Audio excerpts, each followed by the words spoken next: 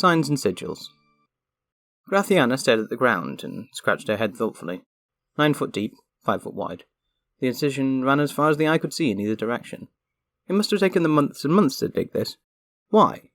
Why would anyone do that?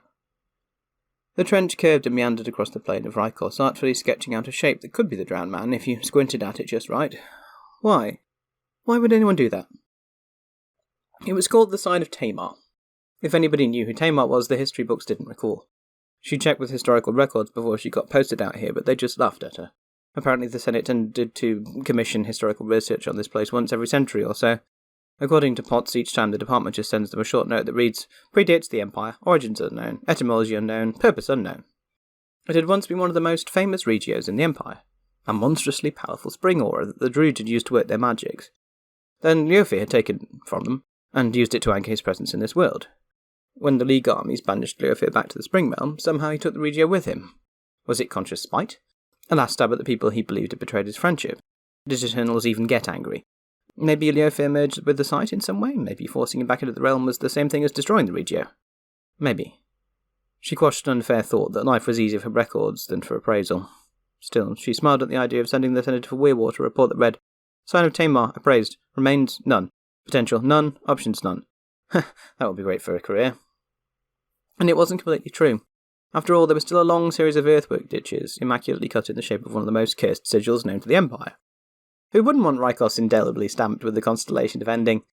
Sounds like a simply brilliant idea. Hard to see any flaws with that plan. She looked down, staring at the ditch, and scratched her head again. What in the name of the 7 virtues am I going to do with you? Overview. The Imperial Senate instructed Gratiana y Lopez y Guerra to appraise the Sign of Tamar. They wanted a report on how any further damage might be stopped and how it might be used by the Empire once it was preserved. Preservation is a pressing problem.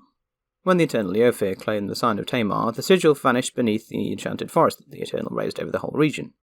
Leofi was driven off in the summer of 383 YE, but the forest remained, and slowly but surely the roots of the growing plants and trees were consuming the earthworks. Left for a decade or more, this great sigil would be completely erased. Of the potent spring regio that once stood here, there is not the slightest trace. It is as if Leofi took spring with them when they were driven back to their realm.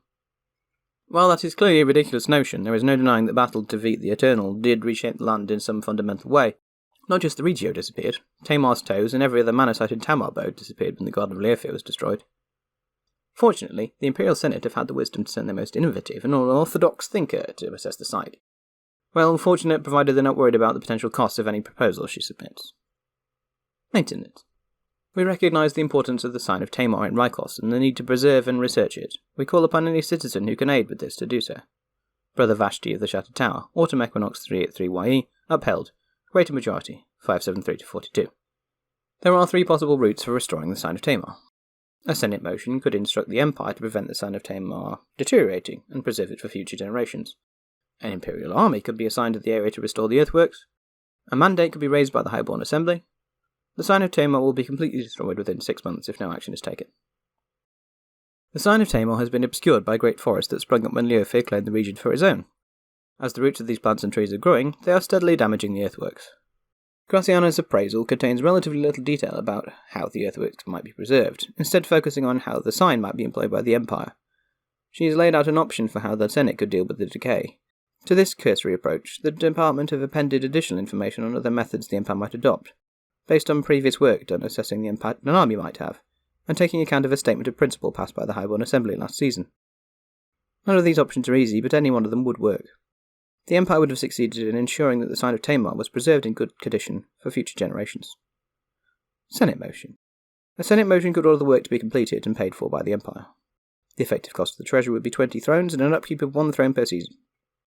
To maintain the sign, the first job is to remove the forest, or at least enough of it that the earthworks is no longer under threat.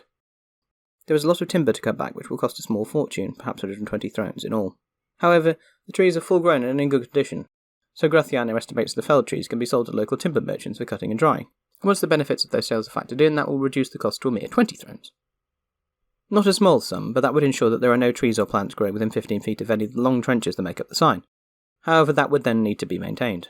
Plants, by their nature, spread, so someone would need to be continuously employed to walk the sign regularly, removing any new saplings or other plants. That would increase the cost to maintain the territory by a throne a season. A single Senate motion could be used to instruct the civil service to oversee the clearance and recruit some people to keep the sign clear. Imperial Army. An Imperial Army could spend 3 months in Rykos cutting back the forest. A general would need to issue a solid defence order for Rykos with clear instructions to remove the forest. It would need to be an army in good condition, at 4/5 or more of full strength. To save the costs of the Imperial Treasury, the Military Council could assist the Senate. A general could order their army to Rykos with instructions to clear the trees around the Sign of Tamar, remove any invading plants, and restore the earthworks. If Rykos were attacked that season, then any efforts to save the Sign of Tamar would be impeded, but the army would defend the territories if they were on solid defence. In that case, the army would delay the collapse of the Sign of Tamar by 1 season, but not prevent it. Clearing the forest is hard physical labour. To succeed would require an army that was in good condition. It cannot be completed by a force that is battle-weary or carrying large numbers of casualties. Any army would need to be at 4/5 or more of full strength before beginning the work. Any army that is below that strength would not be able to carry out the work effectively. It would delay the collapse of the Sign of Tamar by 1 season, but not prevent it. In theory, the work might need to be repeated at some point, since there would be no maintenance, but the forest is no longer driven by the magic of spring, so no more work would be needed for at least a decade. Mandate. The Highborn Assembly could issue a mandate for chapters to form in the area and take responsibility for the Sign of Tamar.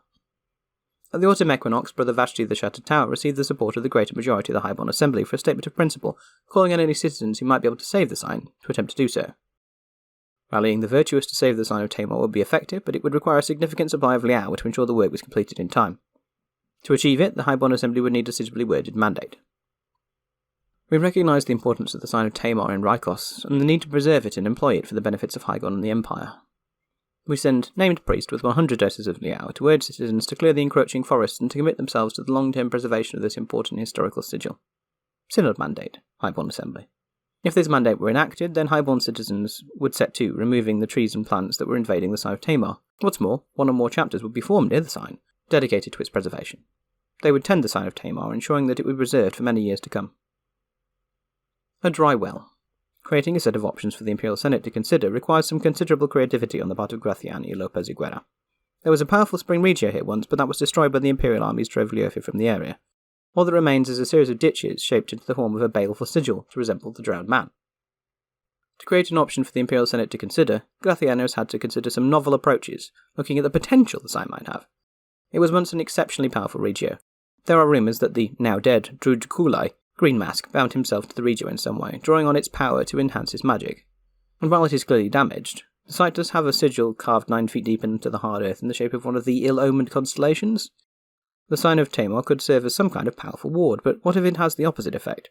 What if it's designed to invoke the power of the constellation by invoking the very essence of it? Weeks of painstaking experiments by Graciana only confirm what was reported months earlier. There is no spring magic here. The great power of the Sign of Tamar, as was, this potent fount of spring magic, is simply never coming back. Not in this lifetime. But the Drowned Man is a powerful constellation, and it is not tied to the spring realm. A Cold Star. Graciana presents 3 opportunities, each of which needs the sign to be maintained either in advance or at the same time.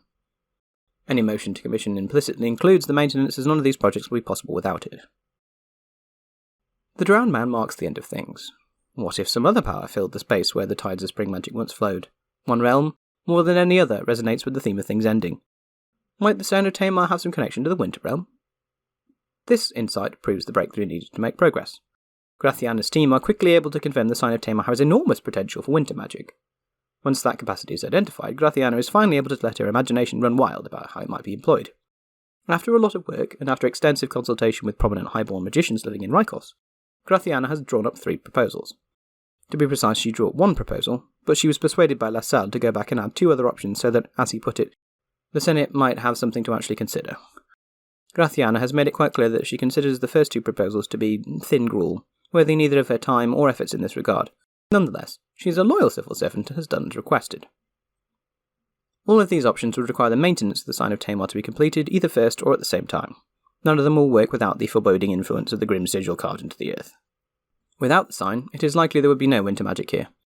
A single Senate motion can be used to authorise this commission, but the costs for the work will include an additional 20 thrones to clear the forest and 1 throne upkeep, if that work is not accomplished by any other method. Graciana is slightly apologetic for the grim requirements for her commission, but in her defence she points out that the Imperial Senate charged her with finding ways to employ the Sign of Tamar, a great sigil that evokes one of the most ill-boding and malign entities in existence. If you want candy floss, best you start with sugar first, she says. steeped in blood. The Imperial Senate could commission a sinecure that produces 5 pieces of winter viz each season. The sinecure would require 8 wains of white granite, 8 wains of mithril, and 32 crowns to construct. The position of curator of the Sign of Tamar could be a national or imperial position. The region around the Sign of Tamar has a strong resonance for winter magic. Gratiana has calculated that the Imperial Senate could commission a series of small beacons arranged at the 11 cardinal points of the Drowned Man constellation. These beacons would need 8 wains of white granite, 8 wains of mithril to construct, and 32 crowns, and take 3 months to complete. At the centre of each beacon would be a mithril gourd with a long, thin neck. By placing honey at the bottom of the vase, flying insects will be attracted into the neck, where they will become stuck and die. These pinpricks, these tiny endings, will be enough to invoke the power of the Sign of Tamar, and the gourds will slowly fill with heart's blood, producing 5 pieces of winter viz each season. To make use of this bounty, the Empire would need to create a title to oversee the sign, and appoint someone to the position. Gratiana's note suggests the title be called The Death of Flies, but LaSalle has crossed that out and suggested the Curator of the Sign of Tamar would be more appropriate. As ever, the final decision is with the Imperial Senate, should they choose to take up the option. The title will need to have the responsibility for maintaining the Sign of Tamar, and the 11 beacons needed to harvest the winter bounty. It could be a national or imperial position, and an argument could be easily made for appointment by the Senate, the Bourse, or the Conclave. Broken by traps. The Imperial Senate could commission a sinecure that produces 3 doses of the Byron Watchtower each season. The sinecure would require 20 wains of weirwood and 40 crowns to construct. The position of Curator of the Hoarfrost Hostel could be a national or imperial position. Rather than try and contain the winter magic, another approach would be to litter the area with cruel hunting traps. This would make navigating the woods around the Sign of Tamar slightly more difficult, but it would prove deadly for the wildlife currently flourishing here. Normally a hunter will come by regularly to check their traps, but the animals would need to be left to die in the traps. Weakness, hunger, fear, cruelty, all are powerful resonances with the Winter Realm, and of course death is one of the strongest of Winter's associations. Doing this would encourage the ill omen of the Sign of Tamar to spread its pernicious influence throughout the surrounding woodlands.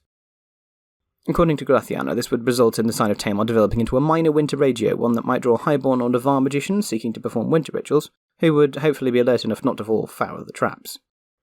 To take advantage of this development, Gratiana proposes to build a small herbarium dedicated to gathering herbs from the area, mixing them into potions and selling them to the magicians seeking to use the site. The Hoarfrost Hostel would thus pay for itself by producing potions of the Baron Watchtower, 3 of which would be available to whichever citizen was appointed to oversee and operate the hostel.